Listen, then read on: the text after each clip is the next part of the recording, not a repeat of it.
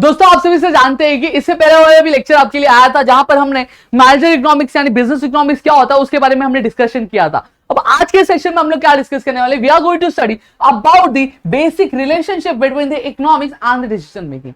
जी हाँ दोस्तों, अब लेकिन सेक्शन स्टार्ट होने से पहले मैं कुछ चीजें क्लियर कर दूं आपको। इससे पहले भी एक लेक्चर हमने क्या किया था, डाला पोस्ट किया हुआ है, इनके अगर आपने नहीं देखा तो जाके आप चेकआउट कर सकते हो। और साथ ही साथ अगर मैं बात करूं दोस्तों तो ये बिजनेस इकोनॉमिक्स होता है क्या, थोड़ा सा मैं एक आइडिया दे देता हूं। बिजनेस इकोनॉमिक्स एक ऐसा सब्जेक्ट है या फिर एक हम लोग बोल सकते हैं एक ऐसी थियोरी है जहां पर हम क्या करते हैं, इकोनॉमिक टूल्स और इकोनॉमिक टेक्निक्स, क्या इकोनॉमिक टूल्स और इकोनॉमिक्स टेक्निक्स का यूज करते हुए, इकोनॉमिक टूल्स और इकोनॉमिक टेक्निक्स का इस्तेमाल करते हुए हम जो बिजनेस में प्रॉब्लम्स जो अक्कर होती है उसको क्या हम लोग सॉर्ट आउट करते हैं, उसी को हम लोग क्या बोलते हैं, बिजनेस इकोनॉमिक्स बोलते हैं दोस्तों। अब यहां पे चलो अगर मैं बात करूं आपके, तो डिमांड हमने नेचर और स्कोप भी हमने क्या किया था, पूरा क्लियर आउट कर लिया था। अब यहीं पे हम relationship between the economic concept and business decision के बारे में पढ़ने वाले। अब यहां पे ऑलरेडी मैंने समझा आपको कि बिजनेस इकोनॉमिक क्या होता है। बिजनेस इकोनॉमिक एक अप्लाइड इकोनॉमिक्स है, एक क्या, एक अप्लाइड, एक हम लोग बोलते हैं एप्लीकेशन क्या हम लोग कंसीडर कर सकते हैं जहां पर हम इकोनॉमिक टूल्स और टेक्निक्स को क्या करते हैं, अप्लाई करते हैं एक रियल लाइफ में, जहां पर जिसकी वजह से हम क्या करते हैं, अपना जो बिजनेस प्रॉब्लम होता है उसको सॉर्ट आउट कर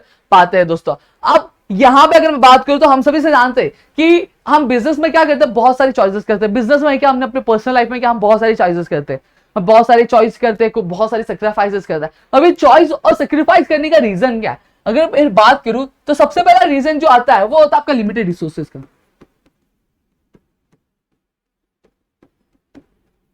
क्या होता है आपके लिमिटेड रिसोर्सेज। वही अगर मैं बात करूं तो दूसरा एक रीजन आता है, जो दूसरा रीजन था वो था अल्टरनेटिव यूजर्स का,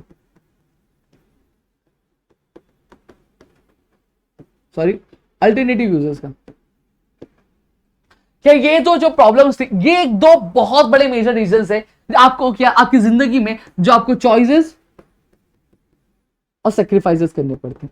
अगर आपकी जिंदगी में ये जो लिमिटेड नाम की चीज नहीं होती ना, लिमिटेड नाम की चीजें नहीं होती ना, तो भैया आपको ऐश ही ऐश है। कई बार हमारे पास जेब में 100 रुपए होते हैं, 200 रुपए होते हैं। अब मुझे क्या करना है, मुझे उस 100 रुपए में मुझे आइसक्रीम भी खानी है और पिक्चर भी देखना, जो कि पॉसिबल नहीं है। तो मुझे कहीं ना कहीं, मुझे अगर आइसक्रीम खाना है तो मुझे किसकी कुर्बानी करनी पड़ेगी, मुझे पिक्चर देखने की कुर्बानी करनी पड़ेगी। अगर मुझे पिक्चर देखना है तो मुझे क्या करना पड़ेगा, मुझे आइसक्रीम खाने की कुर्बानी करनी पड़ेगी। यार सीधी सीधी भाषा में अगर मैं कहूं, बचपन से हम सुनते आ रहे हैं, कुछ पाने के लिए कुछ खोना पड़ता है, कुछ पाने के लिए हमें कुछ खोना पड़ता है। तो वही चीज है दोस्तों, अगर ये चीज लिमिटेड नहीं होती ना तो झंझट ही नहीं रहता, सारी चीजें करते फिर टेंशन ही नहीं था। ठीक है, अब यहीं पे अगर मैं बात करूं तो अब यहां पे अगर मैं बात करूं तो आपकी जो इकोनॉमिक्स है और बिजनेस प्रॉब्लम है, उसमें कहीं ना कहीं एक सिमिलैरिटी है। क्या सिमिलैरिटी है मैं बताऊं, देखो इकोनॉमिक्स का डेफिनेशन क्या है, इकोनॉमिक्स ये बोलता है कि it studies how unlimited want are satisfied within a limited resource.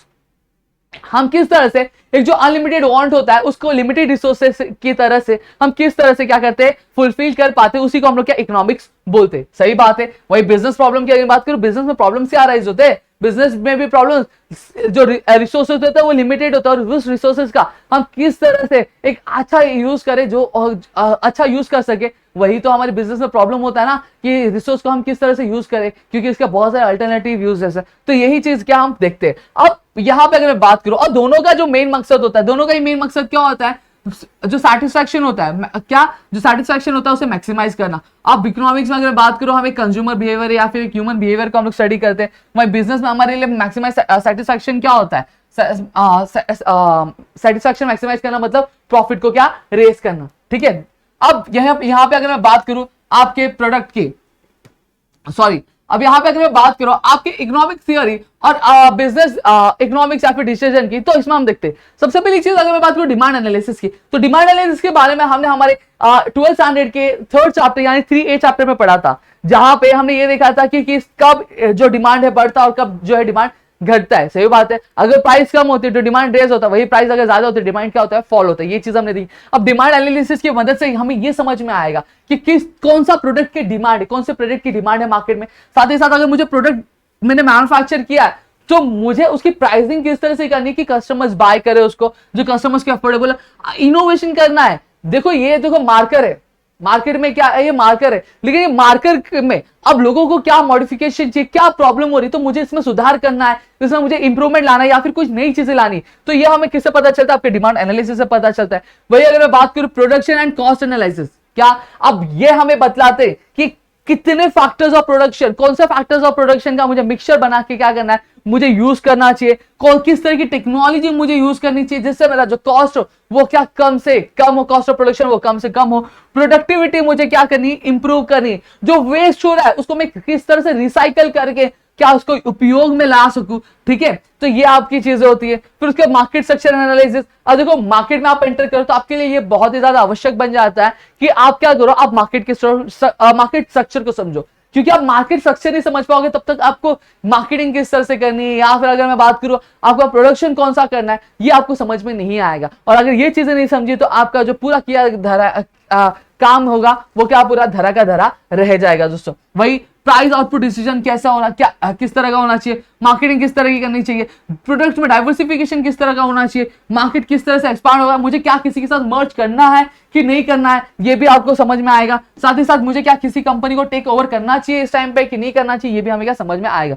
Project अप्रोजल ये हमें हेल्प आउट करेगा इन्वेस्टमेंट डिसीजन के लिए कि हमें कहां पे कितना पैसा इन्वेस्ट करना चाहिए, किस तरह से करना चाहिए, हमें रिटर्न्स क्या मिलेंगे। ठीक है, फर्म्स बिहेवियर एनालिसिस ये हमें हेल्प करेगा प्रॉफिट डिटरमाइन करने के लिए, सेल्स किस तरह से हम इंक्रीज कर सकते हैं, मार्केट शेयर टारगेट वो, और साथ ही साथ हमारे स्टेक होल्डर के इंटरेस्ट को हम क्या समझ पाएंगे दोस्तों। अब यहीं पे अगर मैं बात करूं आपके आगे तो आपका आता है रिस्क एंड अनसर्टिनिटी एनालिसिस, जो हमें हेल्प करेगा। देखो बिजनेस में रिस्क चलता रहता है, रिस्क का ही नाम बिजनेस है। ठीक है, अगर रिस्क को करोगे तभी प्रॉफिट कमाओगे। तो ये हमें हेल्प करता है कि हम किस तरह से जो आगे आने वाली जो चीजें उसको फोरकास्ट कर सकते हैं और उसके लिए हम क्या प्लानिंग कर सकते हैं दोस्तों। तो मेरे ख्याल से आपको इतनी चीजें क्लियर हो गई होंगी।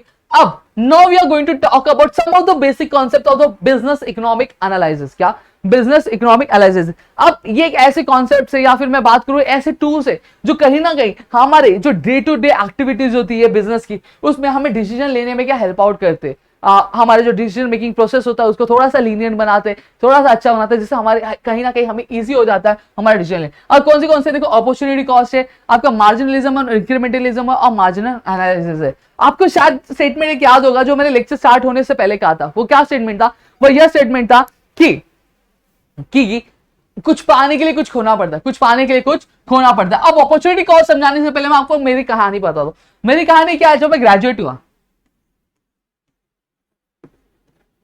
जब मैं ग्रेजुएट है तो आप सभी को पता है कि हमें इंटरव्यू देना पड़ता है, हर एक जगह के लिए क्या इंटरव्यू देना पड़ता है।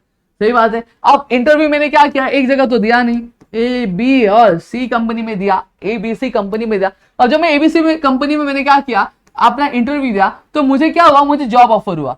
कितनी कंपनी में? 2 कंपनी। नसीब अच्छा था भाई, नसीब अच्छा था। तो मैंने क्या किया, दो कंपनी से मुझे क्या हुआ, जॉब ऑफर हुआ। एक कंपनी मुझे मिल रहा था 40K यानी 40,000 मिल रहा था, और एक कंपनी मुझे 35K मिल रहा था। ठीक है, अब 40K जिस कंपनी मिल रहा था वो मेरे घर से कितनी दूर थी, वो मेरे घर से 30 किलोमीटर दूर थी।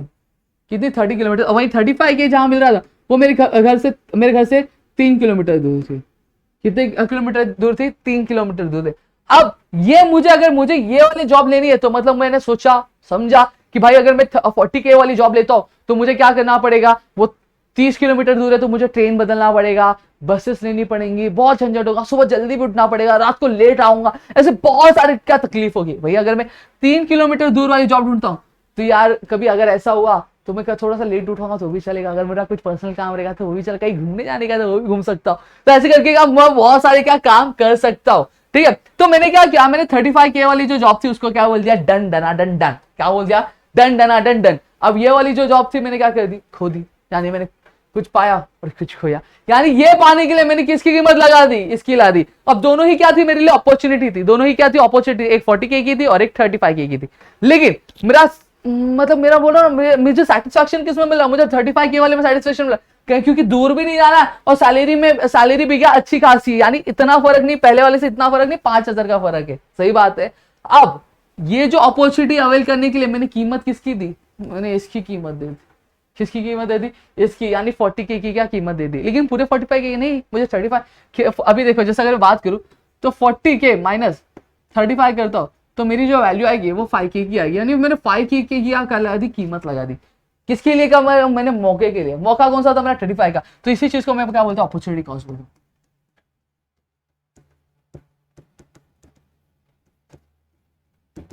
क्या बोलता हूँ? अपॉर्चुनिटी कॉस्ट बोलता हूँ।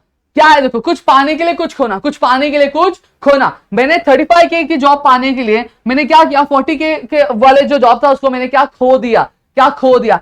अब जब कभी भी आप किसी चीज को पाने के लिए क्या करते हो, किसी दूसरी चीज को क्या कोई जो दूसरा अल्टरनेटिव होता है उसको क्या खो देते हो, तो वो जो जिसको खोते हैं ना वही आपका क्या होता है, अपॉर्चुनिटी कॉस्ट होता है। क्या होता है, अपॉर्चुनिटी कॉस्ट होता है। जैसे मैंने बात किया स्टार्टिंग में कि मेरे पास 100 रुपए थे, मैं कुल्फी खाने जा सकता था या फिर मैं पिक्चर देखने जा सकता था, तो मैंने क्या पसंद किया, मैंने कुल्फी खाना क्या पसंद किया, तो मैंने मूवी को क्या कर दिया, खो दिया। तो मेरा कुल्फी खाने के लिए मेरा अपॉर्चुनिटी, एक छिपा हुआ कॉस्ट क्या था, मेरा अपॉर्चुनिटी कॉस्ट था। मेरा मूवी देखना क्या अपॉर्चुनिटी कॉस्ट था। समझ में आया। बीइंग अ फार्मर, मैं क्या उगा रहा हूं, मैं गेहूं उगा रहा हूं, गेहूं उगा रहा हूं, ना कि चावल उगा रहा हूं। तो गेहूं उगाने के लिए मेरा अपॉर्चुनिटी कॉस्ट क्या हुआ, चावल हो गया। मैं क्या कर रहा हूं, मैं पानी पी रहा हूं, पानी पी रहा हूं, तो पानी पीने के लिए मैंने पानी पी रहा हूं लेकिन मैं जूस नहीं पी रहा हूं, तो पानी पीने के लिए मेरा अपॉर्चुनिटी कॉस्ट क्या था, जूस पीना। समझ में आ गया, क्लियर हो गया। तो इतनी चीजें मेरे ख्याल से क्लियर हो गई। तो चलो अब मीनिंग पे देखते हैं, मीनिंग क्या है इसका।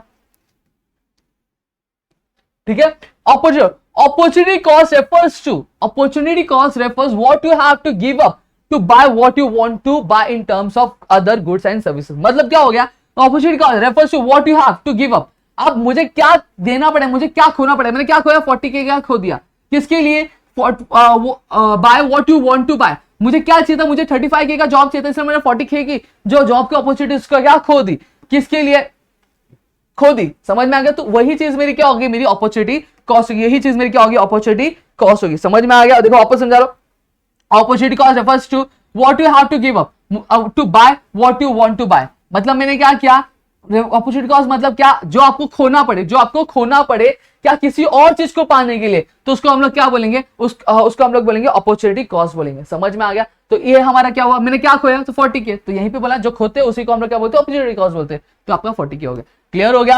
अब अपॉर्चुनिटी कॉस्ट को हम लोग क्या बोलते हैं, अल्टरनेटिव कॉस्ट भी बोलते हैं। वहीं अगर मैं बात करूं, जो अपॉर्चुनिटी कॉस्ट क्या होता है, एक चूजन आइटम होता है और जो एक्टिविटी होता है जिसको आपने क्या खो दिया, क्या जिसने आपको खो दिया, यही लिखा हुआ है। The opportunity cost of the chosen item और the activity is the value of the best alternative you must pass. Pass मतलब जिसे आपने छोड़ दिया, आपने चूज नहीं किया, आपने छोड़ दिया, तो उसी को हम लोग क्या बोलते हैं, अपॉर्चुनिटी कॉस्ट बोलते हैं। जो अपॉर्चुनिटी कॉस्ट होता है वो क्या किस लिए हेल्प होता है, मैं अगर बात करूं माइक्रो इकोनॉमिक थियरी में ये होता है आपका रेंट के लिए यूज होता है, एक माइक्रो इकोनॉमिक थियरी है बेसिकली अगर मैं बात करूं तो। फिर उसके बाद इंटरेस्ट के लिए होता है, वेजेस के लिए होता है। समझ में आ गया। अब अपॉर्चुनिटी कॉस्ट आप कैसे कैलकुलेट कैसे कर सकते हो, opportunity cost is equals to return on best forgone option minus return on chosen option. मतलब मैंने फॉरगॉन मतलब मैंने कौन सा ऑप्शन छोड़ दिया, मैंने जो 40K वाला जॉब था वो छोड़ दिया, ठीक है, माइनस मैंने क्या चूज किया, 35K वाला जॉब क्या मैंने चूज किया, ठीक है। तो मेरा अपॉर्चुनिटी कॉस्ट कितने का आएगा, 5K का आएगा। तो यही मेरा क्या है, अपॉर्चुनिटी कॉस्ट आया। तो इस तरह से आपका जो वैल्यू भी निकाल सकते हो। और इक्वेशन जो है अपॉर्चुनिटी कॉस्ट कैलकुलेट करने का ये है दोस्तों, आप किस तरह से क्या कैलकुलेट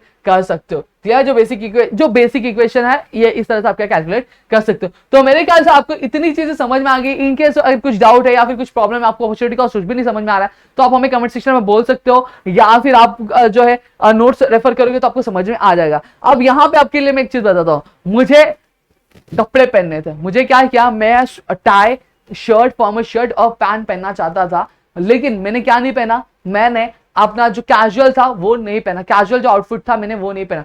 तो मेरा फॉर्मल पहनने के लिए मेरा अपॉर्चुनिटी कॉस्ट क्या होगा, ये आपको कमेंट सेक्शन में बताना, ये आपको कमेंट सेक्शन में क्या बताना है। तो मेरे ख्याल से आपको चीज समझ में आई तो प्लीज वीडियो को लाइक करना, चैनल सब्सक्राइब नहीं किया तो चैनल सब्सक्राइब करना, अपने दोस्तों के साथ शेयर करना, ताकि ऐसे और कई सारे वीडियोस हम आपके लिए लेकर आ सके, जिससे आपका FY का जो इकोनॉमिक्स की तैयारी हम क्या करवा सके दोस्तों। तो मिलेंगे हमारे नेक्स्ट सेशन, तब तक ले घर पे रहो सुरक्षित, अपना ध्यान रखो दोस्तों।